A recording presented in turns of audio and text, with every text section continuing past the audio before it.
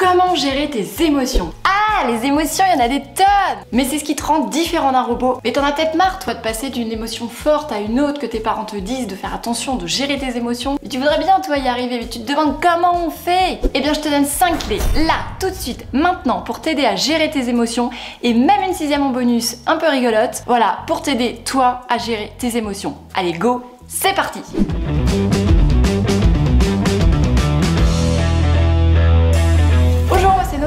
Bienvenue sur ma chaîne qui aide les adolescents à développer tout leur potentiel et qui aide les parents ou les adultes à mieux les accompagner. Et si tu me découvres, pense à t'abonner et à aller voir dans ma playlist les vidéos spéciales ados. Alors oui, l'adolescence est un moment fort en émotion et j'imagine que ça t'arrive souvent de ressentir de la peur, de la tristesse, du dégoût, de la colère, mais aussi de la joie, de l'enthousiasme, de la confiance. Parfois les émotions sont tellement fortes qu'elles explosent en toi, elles te dépassent et tu sais même plus quoi en faire. Déjà tu entends peut-être tes parents ou tes profs te parler d'émotions négatives et positives, et bien moi je pars du principe que toute émotion est positive. Pourquoi? Parce que 1. Ça prouve que tu ressens des émotions, que tu es humain, et crois-moi, c'est pas forcément mieux de se blinder au point de ne rien se ressentir physiquement, ça crée d'autres problèmes. 2. L'émotion te donne des informations, et ça c'est positif en soi. Par contre, je parlerai plus, et je ne suis pas la seule à le dire, d'émotions agréable ou désagréable. C'est parti pour la première clé. Donc la première clé, c'est de voir les émotions comme des petits personnages qui sont là pour te donner des informations. Et donc la question à te poser, c'est qu'est-ce qu'elles veulent me donner comme information? Parce que si t'écoutes pas ce qu'elle a à te dire, bah l'information elle va exploser, elle va monter, tout va monter en toi. Parce que l'émotion va te dire eh oh,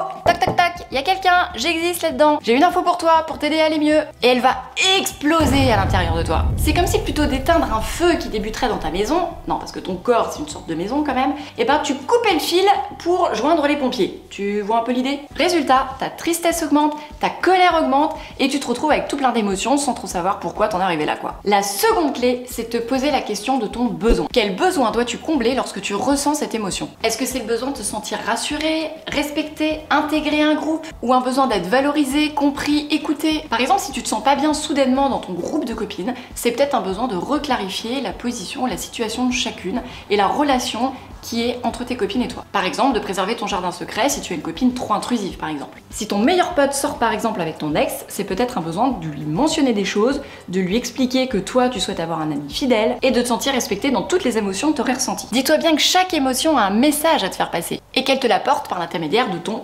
corps. Ton corps, c'est un super véhicule. Garde cette clé-là en tête et essaye de te demander ce que cette émotion te dit et le besoin qui en ressort. Ça va t'aider à commencer à modifier des choses. Par exemple, ton ou ta meilleure pote te répond pas sur Snap. Et là, ça va commencer à bouillir à l'intérieur de toi. Alors plutôt que de ne pas faire attention à cette émotion et qu'elle monte en puissance, essaye de te demander pourquoi ça boue à l'intérieur de toi de ne pas recevoir de réponse. Qu'est-ce qui se cache derrière? Est-ce le besoin d'être davantage considéré par ton pote, d'exister, de se sentir utile, valorisé? Une fois que ton besoin sera identifié, ça sera beaucoup plus facile d'aller voir ton pote et de lui expliquer. Ou en tous les cas, de prendre du recul et de te sentir mieux. Et ça sera toujours mieux que de lui faire une crise que il ou elle ne va pas comprendre, alors que peut-être qu'elle était sous la douche ou qu'il était en club de sport ou je ne sais quoi, et au passage de te rendre super triste.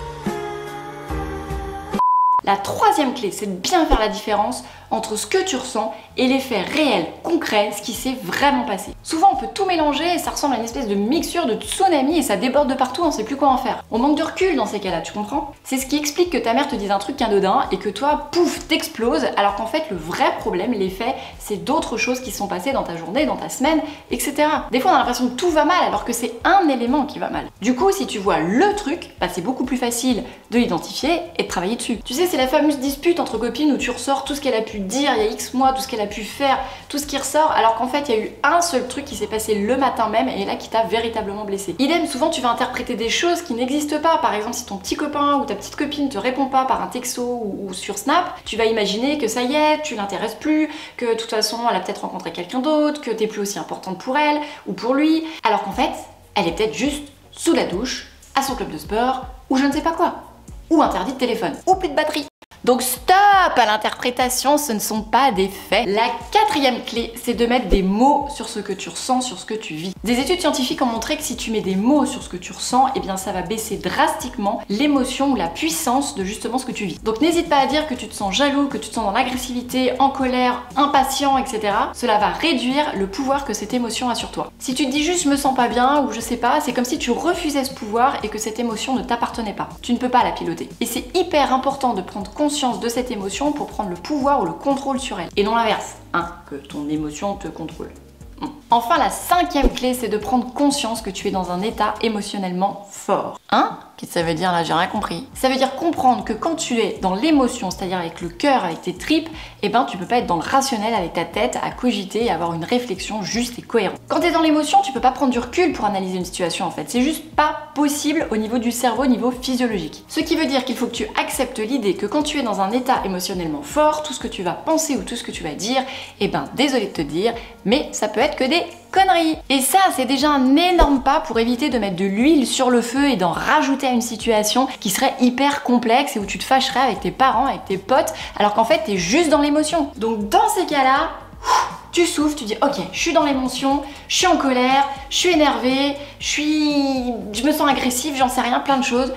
Ça ira mieux demain, pour l'instant je dis rien, j'agis pas, je prends pas de décision et on verra ça après une bonne nuit de sommeil. Une autre technique pour prendre du recul, et c'est ma 6e clé un peu rigolote, c'est d'imaginer que tu as un perroquet sur ton épaule qui t'observe et qui prend du recul pour toi, qui voit la situation comme si toi, t'arrivais à te sortir de ton corps et que tu te voyais toi avec ton pote ou avec ta copine ou peu importe. Et là, tu vas voir que souvent, tu te dis non mais attends, voilà, ça t'aide à prendre du recul, à analyser le truc et à dire non mais en fait on est en train de faire toute une histoire pour juste, je sais pas moi, un compas cassé, un bonbon, une sorte de porte aux toilettes ou je sais pas quoi. Bref, il y a un moment donné, prendre du recul comme si on était une 3e personne dans la situation, ça peut vraiment aider. Et bien donc c'est avec ces 6 clés que tu vas apprendre peu à peu à gérer tes émotions. Et n'oublie pas un truc. Ouais, je sais, j'arrête pas de le répéter, mais pense à respirer. Pense à respirer. Ça te paraît débile, mais t'as même pas idée de l'effet que ça peut avoir. Alors c'est parti pour le résumé de ces 5 clés. Première clé, se poser la question du message envoyé par tes émotions.